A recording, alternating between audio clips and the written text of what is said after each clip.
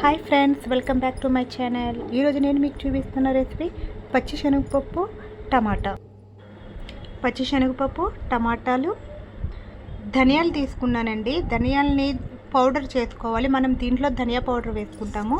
అల్లం వెల్లుల్లి పేస్ట్.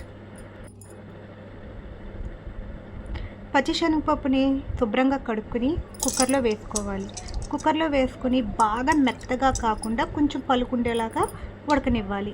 ఒక 3 విజిల్స్ దాకా ఉడకని తర్వాత టమాటాలు, ఉల్లిపాయ చిన్న చిన్న పీసెస్గా కట్ చేసుకోవాలి.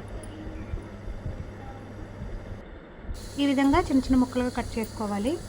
అల్లం వెల్లుల్లి పేస్ట్ కచ్చాపచ్చాగా కొట్టుకోవాలి. మెత్తగా ఉన్నా పర్వాలేదండి, నేను కచ్చాపచ్చాగా వేసేస్తాను.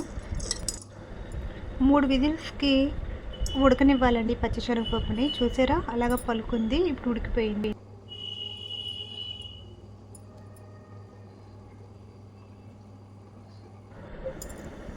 ఇప్పుడు మనం అదే ఉడికిన పచ్చిశనగపప్పులో కోసి పెట్టుకున్న ఉల్లిపాయ టమాటా ముక్కలు వేసేసుకుందాము. తర్వాత కొట్టి పెట్టుకున్న అల్లం వెల్లుల్లి పేస్ట్ వేసుకుందాము.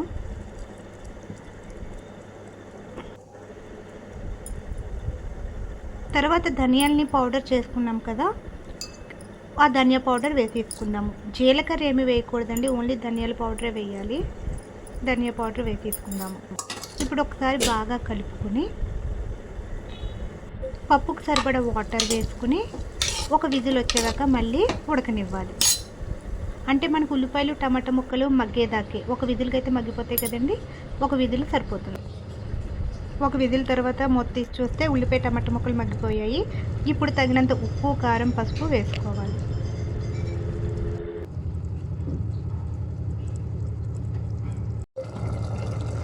ఉప్పు, కారం, పసుపు వేసుకున్నాక మిగిలిన వాటర్ మొత్తం కూడా మనము ఎగరబెట్టేసుకోవాలి. స్టవ్ని సిమ్లో పెట్టేసి ఆ వాటర్ అంతా ఎగిరేదాకా పప్పును ఉడకనివ్వాలి. ఒకసారి కలుపుకోవాలి. పప్పు దగ్గరకు వచ్చేదాకా ఉడకనివ్వాలి. అంతే, ఎంతో ఈజీగా చేసుకునే పచ్చిశనగపప్పు టమాటా రెడీ. వేడివేడి అన్నంలోకి పచ్చిశనగపప్పు టమాటా కలుపుకుని తింటే చాలా బాగుంటుందండి. పిల్లలైతే చాలా ఇష్టంగా తింటారు.